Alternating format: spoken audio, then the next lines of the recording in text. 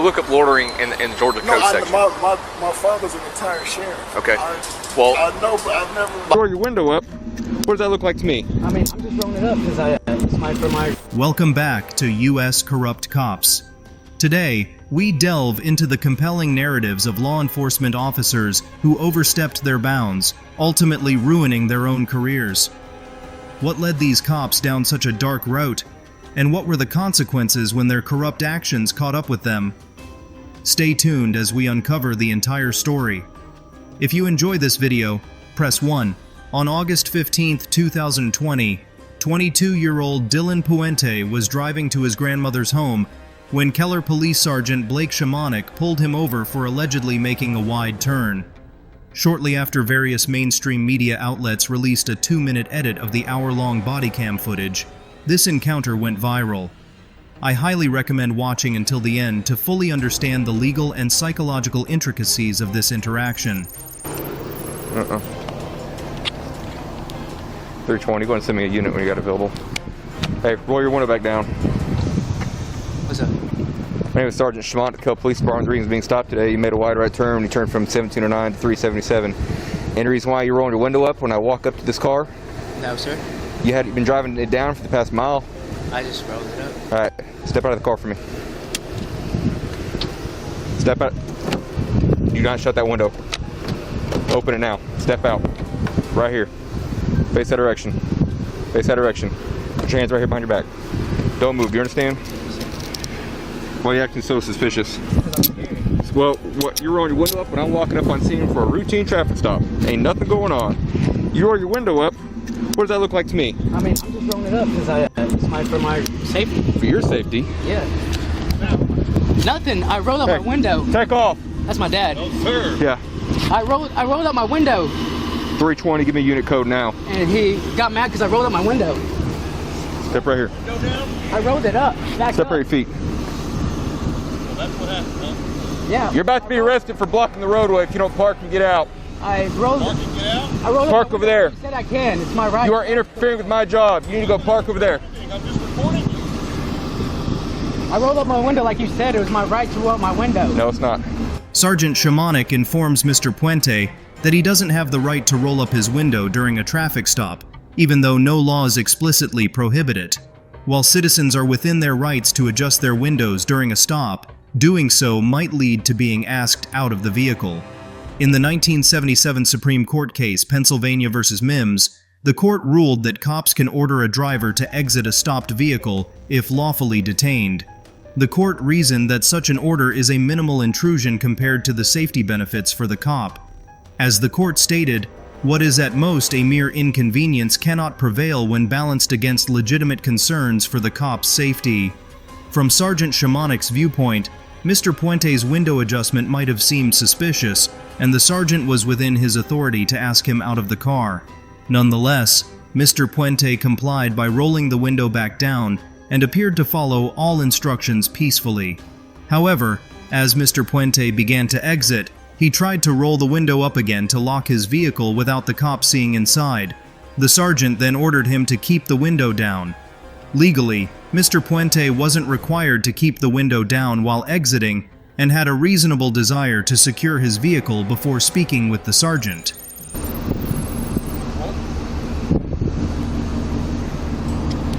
.320 got in the back up and route. Do you have any weapons on you? No, sir.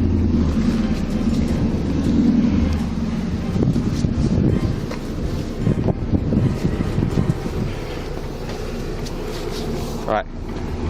Is your ID in your wallet? Yes, sir. Why on earth are you acting like this? I'm just nervous, man.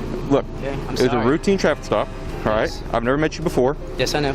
And then the first thing you do is you roll up your window like that. Okay. I thought it was allowed, so we can roll up my window and hand out my license to you. How do you think it would look to me if you're rolling up your window when you walk up? I guess suspicious a little bit. Suspicious. Here, Mr. Puente acknowledges that his actions might have seemed suspicious after Sergeant Shamonic questioned him, highlighting the importance of the right to remain silent during police interactions. The factors surrounding Mr. Puente's admission go beyond legal aspects, heavily influenced by the psychological dynamics when interacting with authority figures. One of the most renowned obedience studies in psychology was conducted in 1961 by Yale psychologist Stanley Milgram. Milgram aimed to determine if Germans were exceptionally obedient to authority, as often cited in explanations for Nazi atrocities during World War II. In his experiment, participants were paired and assigned roles of teacher and learner through a rigged drawing process, ensuring participants always became teachers while learners were aware and only pretending. Teachers were instructed to administer increasingly severe electric shocks to learners for every wrong answer, reaching up to 450 volts, despite learners' simulated screams and eventual silence. The study found that 2/3 of teachers continued to the maximum shock level, and all reached at least 300 volts, demonstrating that ordinary people are highly likely to follow authority orders, even to the point of harming innocents. Obedience to authority is a key factor in every police interaction. Mr. Puente likely felt compelled to answer Sergeant Shimonik's questions to avoid repercussions, exemplifying how cops can exploit obedience. While it's doubtful that Sergeant Shimonik knowingly manipulated psychological tendencies, this incident underscores the urgent need to educate cops on detainees' psychology and inform citizens about their right to remain silent. As Sergeant Shimonik questioned Mr. Puente's father, Marco Puente, approached from the sidewalk opposite and continued filming the interaction. So, it's even more suspicious, right? You've been cruising, it's a hot day, you've been cruising right through window down. Yes, sir. And the first thing I do when I walk up is you roll your window up. Yes, sir. Then I say, step out of the car, and then you proceed to roll your window up all the way, and I can no longer see you. I can roll my window and then shut the door and lock it. That's By who? what I was told. By who? My dad, Okay. by the law of the government. Okay. When you're doing that, you're taking away. I can't see anything, apart from the fact it's rude. It's rude, is it not? I'm trying to have a Yes. conversation with you. You roll up the window, and I'm trying to do my job, and now you're taking away. Just watch him. Yep. Better yet, arrest him. For blocking the roadway. Sergeant Shimonik orders Cop Unkit Domer to arrest Mr. Marco for obstructing the roadway, and Cop Tomer complies without question. Texas Penal Code 42.03 criminalizes intentionally, knowingly, or recklessly obstructing a public street or disobeying a reasonable request or order to move from a law enforcement officer. Unlike many states, Texas cops have the authority to arrest individuals for minor offenses that do not result in jail time, such as traffic violations. In the 2001 Supreme Court case, Atwater v. City of Lago Vista, the court ruled that arresting someone for driving without a seatbelt does not violate the Fourth Amendment, and that such an arrest for a misdemeanor punishable only by a fine is not an unreasonable seizure.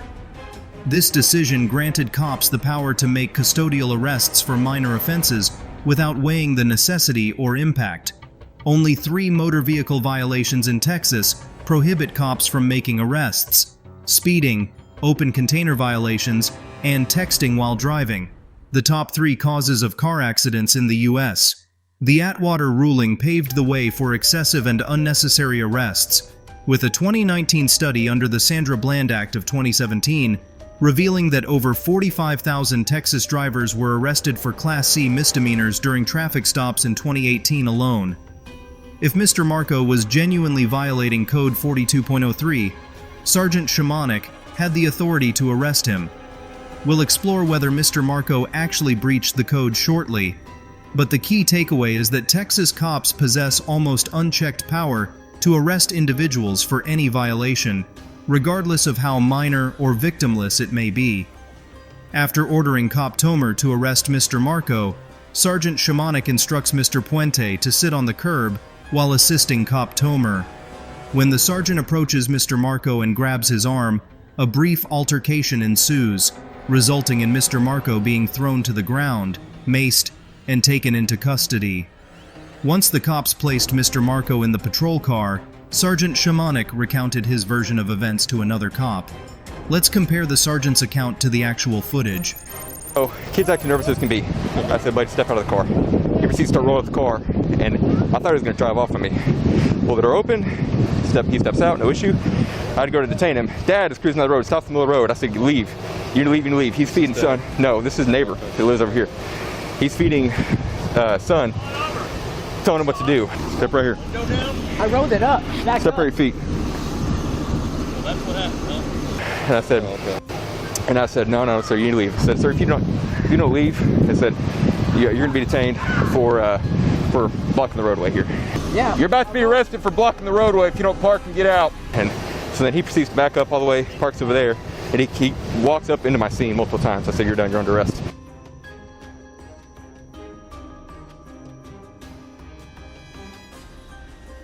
I'm going to take him into custody for the traffic violation and interference, and he resisted, so he got sprayed.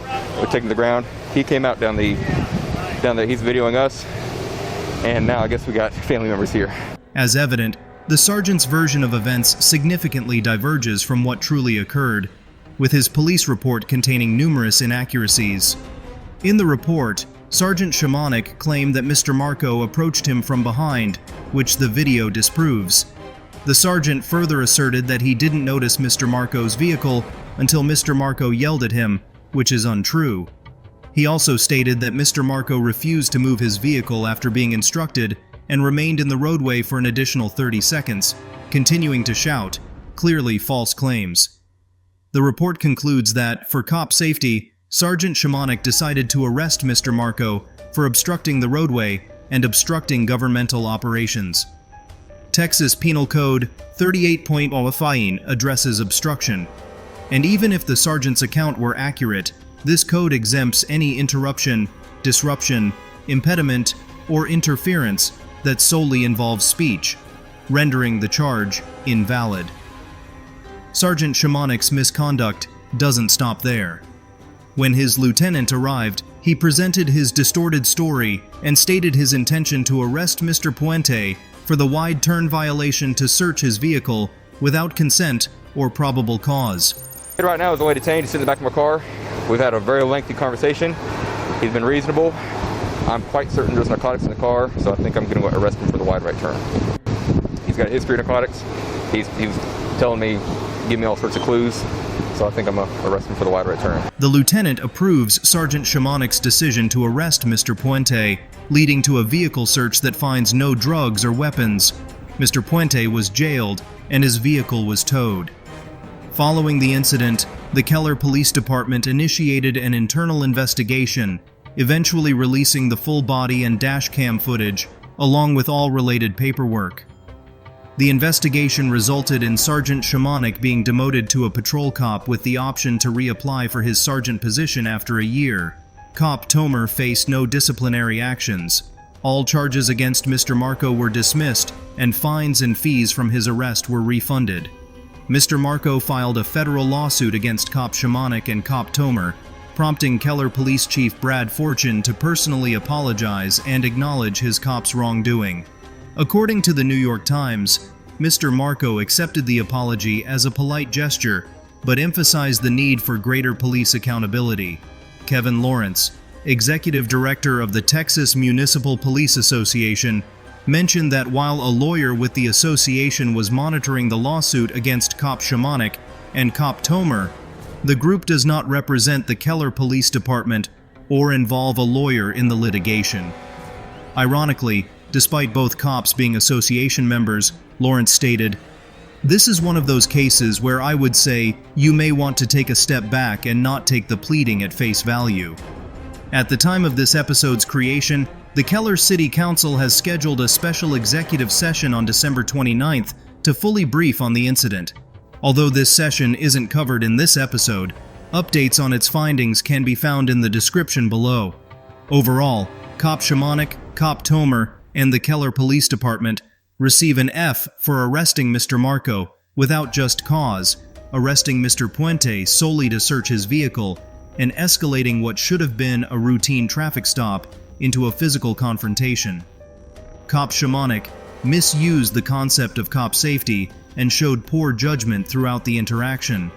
His actions did nothing to enhance community safety and were likely driven by his inflated ego and attempts to rationalize his behavior. While cop safety is a legitimate concern during police encounters, it should never excuse misconduct. Such behavior undermines public trust in law enforcement and complicates other cops' ability to justify their actions under the guise of safety. The most troubling aspect is the department's reaction to the cops' misconduct. Similar to the Revere Police Department's handling of misconduct discussed last week, the Keller Police Department's decision to demote Cop Shimonek instead of terminating him sends a message that cops committing blatant misconduct can continue in their roles. There's no justice in this outcome. The internal affairs investigation amounted to a PR move, with no real accountability other than Cop Shimonek's demotion. If departments persist in upholding the notion that cops enjoy the highest job security in America, progress in addressing systemic policing issues will be significantly hindered, further exacerbated by questionable court rulings like Atwater. There's no justification for Cop Shimonek's actions or the department's inadequate response. It remains to be seen how the Keller City Council will handle this situation. As for Mr. Puente and Mr. Marco, issuing a grade on their conduct is unwarranted as they were both entirely at the mercy of the interaction's circumstances. They had no real opportunity to challenge Cop Shimonek's behavior. Mr. Puente could have invoked his right to remain silent, but his hesitation was likely due to psychological factors beyond his control. He remained polite and cooperative despite being mistreated, adhering to all cop orders. I commend Mr. Puente for staying calm and not letting his emotions influence the encounter's outcome. Mr. Marco deserves recognition for his decision to film the interaction and not allowing Cop Shimonek to intimidate or deter him from recording. His actions didn't violate any laws, as confirmed by the department when charges were dropped and fines refunded. His resistance was understandable, given he couldn't comprehend the cops' illogical orders. Mr. Marco transitioned from peacefully exercising his First Amendment right to record the police to being maced and arrested in moments. Instead of reasoning with him, both cops resorted to physical restraint without legal justification. I'm confident Mr. Marco will succeed in court and applaud him for pursuing proper legal action following this incident. On June 4, 2021, the founder of the Royal Muscle Hellcat infamous YouTube channel, referred to here as Mr. Hellcat, parked at a pump at the Quick Trip gas station in Locust Grove, Georgia, and exited his vehicle to make a phone call. After approximately 20 to 30 minutes, Cop Pitts, Cop James, and Cop Mosley from the Locust Grove Police Department approached Mr. Hellcat and began questioning him about his activities. What's going on, man? Are you hanging out? Are you meeting somebody? Are you waiting on somebody? Are you lost? I live out here. So, the reason I'm asking, we've been here how long? Probably 20 minutes? 30 minutes. 30 minutes? Yeah, I was hadn't just got hoping- any gas. You hadn't gone in and got any food. You parked at a gas pump. And I know the tank's not on the side. It's on the other side, right? No, I'll never take this stuff next. So, what are you doing? I'm just chilling. I don't want to go home yet. I can't sit in the parking lot. Cause I live out here. Where you have some ID? Let me see your ID. Or is it in the car? It's on me, but what's the problem? Let me see your ID. I mean, you can make it super difficult, but you do No, have to I'm give your ID. just wondering why y'all. I've literally been on the phone just talking. I know. Go ahead and get your ID, and then while you give us your ID, she can speak with you. But you need to identify yourself, so go ahead and get your ID. Cop Pitts requests Mr. Hellcat to present his ID, suggesting she wants to verify his residency in the neighborhood. Georgia lacks a stop and identify statute that mandates individuals to identify themselves to police during Terry stops. However, under Georgia's loitering statute, found in Section 161136 of the Georgia Code, cops can request identification from individuals suspected of loitering. The law states, a person commits the offense of loitering or prowling when he is in a place at a time or in a manner not usual for law-abiding individuals, under circumstances that warrant a justifiable and reasonable alarm or immediate concern for the safety of persons or property in the vicinity. A law enforcement cop shall, prior to any arrest, afford the person an opportunity to dispel any alarm or immediate concern which would otherwise be warranted by requesting the person to identify himself and explain his presence and conduct. The statute also considers an individual's refusal to identify themselves when determining if alarm is justified based on their behavior. However, it's unclear whether a court would agree that Mr. Hellcat's actions warranted a justifiable and reasonable alarm or immediate concern for the safety of persons or property in the vicinity. In the 1995 case Evans v. State, the Georgia Court of Appeals determined that reasonable suspicion existed to stop a group for loitering after they slowly drove through a shopping center parking lot for 45 minutes without parking or entering a store, further slowing to examine a type of car often stolen in areas with high automobile thefts and break-ins. Conversely, in the 1996 case, State v. Banks, the Court of Appeals ruled that standing on the roadside without an apparent purpose in a known drug trafficking area did not provide sufficient grounds for reasonable suspicion of loitering, despite cop testimony that it was a common method for drug transactions. Here, the cops cited concerns that Mr. Hellcat might be involved in drug trafficking based on his behavior and previous drug sales patterns in the parking lot, along with observing a known drug offender approaching and speaking to him. If a court deemed this sufficient for reasonable suspicion, the cops could lawfully request his identification and an explanation under loitering statutes. However, Mr. Hellcat would not be legally obligated to comply. It's important to note that cops also have the authority to take these actions without detaining Mr. Hellcat, regardless of the existence of reasonable suspicion. Right now, what it falls under is loitering. So loitering, yes. Yes. Because, like, if you were, like, getting gas, waiting on somebody, like, if you were doing anything other than just kind of, like, hanging out, it wouldn't be an issue. Well, I'm getting on the phone. We know.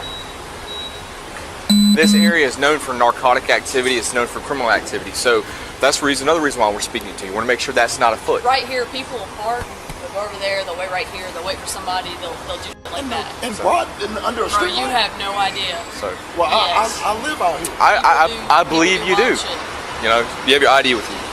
Is the license, or is the address on your license current? Is that No. your, okay. What's your current address? The state's definition of loitering is doing something not like the norm. Hanging out at the gas pump, not like the norm. You know what I'm saying? So we have to just kind of get out. Now, if you to like take off and run as soon as you see us over here, Well, why would I do that? well, so that's it. That would add to it, but you didn't, so it makes it look a lot better. Do you get what I'm saying? Cop Pitts attempts to explain Georgia's loitering law to Mr. Hellcat, but neglects to mention that the suspect's unusual behavior must cause reasonable alarm or immediate concern for the safety of persons or property.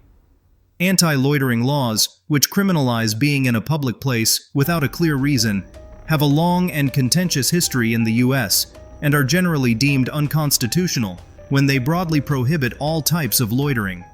U.S. loitering laws were inspired by England's Poor Laws, established in the 1600s during an economic downturn to address large numbers of unemployed individuals roaming the streets, as briefly mentioned in a previous ATA episode. The first significant challenge to the constitutionality of an anti-loitering law was addressed by the Supreme Court in the 1972 case, Papa Cristo v. City of Jacksonville. The court found an anti-loitering statute that defined loiterers as persons wandering or strolling around from place to place without any lawful purpose or object, to be overly broad and void for vagueness. The court stated that without clear standards governing the ordinance's discretion, the scheme permits and encourages an arbitrary and discriminatory enforcement of the law.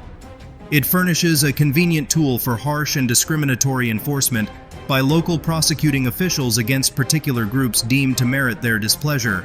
It results in a regime in which the poor and the unpopular are permitted to stand on a public sidewalk only at the whim of any police cop. Following the Papa Cristo decision, most of the country's loitering laws were revised to include additional offenses related to loitering, creating loitering plus ordinances. While some of these revised statutes have still been found unconstitutional, the Georgia Supreme Court upheld the constitutionality of its loitering statute in the 1984 case Bell v. State. The court concluded that the statute's language clearly defined the prohibited conduct and prevented arbitrary enforcement. I literally come here all the time. I live here. That's what I'm trying to tell you. Yeah, that's fine, but That's you can't fine. just if you're not doing any business, if you're not getting gas, you're not But I going was to get actually food. finna go in there. I just had a phone conversation. Well, that's cool, but now that we've had this communication, it's what they call dispelling the alarm. Now that we're able to figure out, okay, this guy doesn't have any issues or anything like that, then we can be by our merry way. But we never met you a day in our life. I've never met you. I've never gotten She's out never with met you. He's never met you. So we're just doing our jobs, what we're getting paid to do. Alright, Mr. Lawrence. Finish up your phone call. Go Well, inside, do I'm- your business if you got to, and then head on home, alright? Yeah, but Second that's thing, kind of your that's crazy. look, it's Like I've never. Go look up loitering in the Georgia No, code section. my father's an retired sheriff. Okay. Well, Well- I know, but I've never. Like I said, this area is known for drug transactions. We're gonna make sure none of that's occurring here tonight. I'm So literally in the public eye, and I haven't spoken to them. And I know you saw the weird girl run up to my car, and I'm like, yeah, they just came from a party With a down bunch in of- their with a bunch of- neighborhood, a whole ton of drugs, and we're sitting Right, right but there see, with my- our blue my lights car- on. I do a lot of stuff in the community and shit, so my car is like really well known. I race at Silver Dollar. I do track events. I don't do no drug activity. And like he said earlier, the reason we got out with you and asked you and didn't just like immediately throw you in handcuffs was called dispelling the alarm. That's all that happened. we sat there for a while. We observed you. We were watching. Okay, this guy's not getting gas. He's not going in there. We're watching everybody come and go. So it already drew our attention. Then we saw somebody that we dealt with earlier with a whole bunch of drugs around here coming up to you. I'm like, okay. Right. So And they said, hey, I see your Right. car everywhere because I live out here. They said, we see your car, SRT on the side. Hey, I which, said, thank you. which makes sense. And that's the reason why we came over here to introduce ourselves, dispel the alarm, make sure there's nothing nefarious going on. Now we're going to be about our way. Because if we thought something nefarious was going on, then we'd be going a whole different direction. You understand? But we have to dispel alarm, make sure nothing nefarious is going on. You understand? Cop Pitts mentions that the only reason Mr. Hellcat wasn't immediately handcuffed was that the cops wanted to give him the chance to dispel the alarm.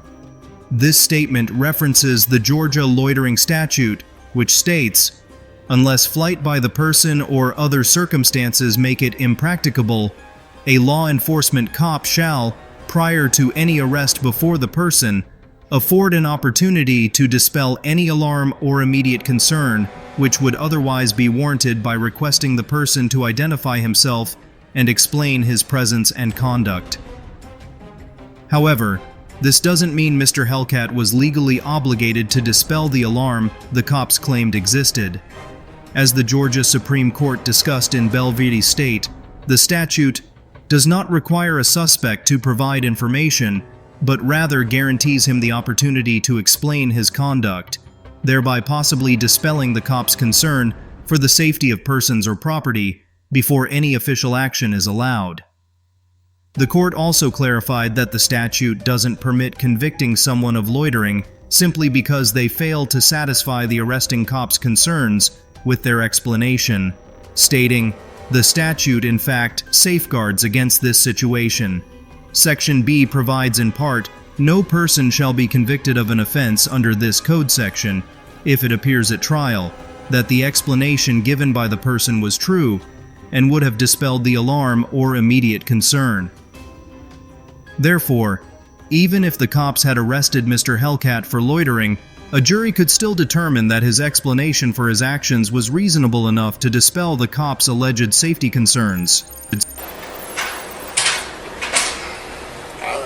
guess. Have a good night, sir. All right, have a good night.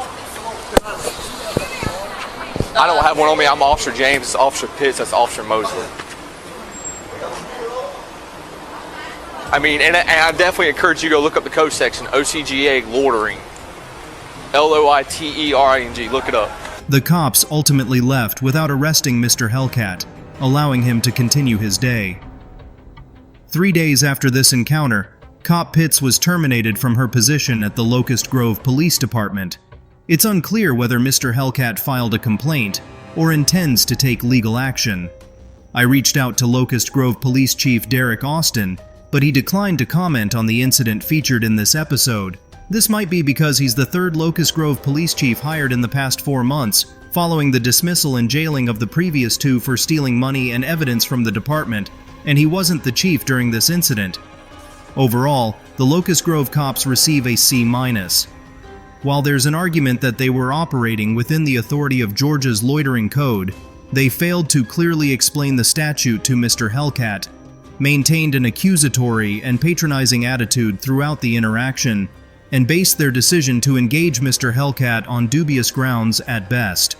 There's a delicate balance between criminalizing innocent behavior and investigating suspicious conduct, and Cop Pitts' initial reason for stopping Mr. Hellcat was that he had been in the parking lot as long as the cops had. By that logic, wouldn't the cops themselves be guilty of loitering as much as Mr. Hellcat, regardless of their suspicions? The cops' explanation of Georgia's loitering law was incomplete and seemed intentionally vague to deflect suspicion of misconduct. Undeniably, much of the questionable conduct in this interaction stems from the cryptic and ambiguous language of Georgia's loitering law. This encounter illustrates how loitering laws are practically enforced on the streets and why they face strong opposition from many constitutional scholars and legal experts. Mr. Hellcat earns an A- for his conduct. Although he didn't exercise his right to remain silent, he stayed calm and composed throughout the interaction, complied with the cops' orders despite clear reluctance, and respectfully challenged the legitimacy of the cops' actions. Being randomly approached and accused of criminal activity by law enforcement is emotionally draining, especially when one's actions are entirely innocent, but Mr. Hellcat remained serene and cooperative throughout the encounter. Nonetheless, the Locust Grove cops were presented with a set of facts that they chose to interpret as indicative of criminal activity, rather than accepting them as innocent behavior, suggesting a degree of confirmation bias. Confirmation bias often plays a role in wrongful convictions and refers to when individuals selectively seek, recall, weigh, or interpret information in ways that support their existing beliefs or hypotheses. It's arguable that cops frequently experience confirmation bias due to their training and the effects of hypervigilance, and constant exposure to crime and perceived danger can predispose individuals to a more suspicious and accusatory mindset. Setting aside psychological theories, Mr. Hellcat conducted himself admirably during this encounter, and it's likely he had some role in Cop Pitts' termination, considering he obtained the body camera footage from the interaction. Be sure to support Mr. Hellcat's channel. You can find a link in the description below. Thank you for tuning in to US Corrupt Cops. These stories serve as a powerful reminder that actions have consequences, even for those in positions of authority. If this video resonated with you, make sure to like, subscribe, and hit the notification bell to stay updated on future episodes. We'd love to hear your thoughts on these cases in the comments below. Until next time, stay informed and vigilant.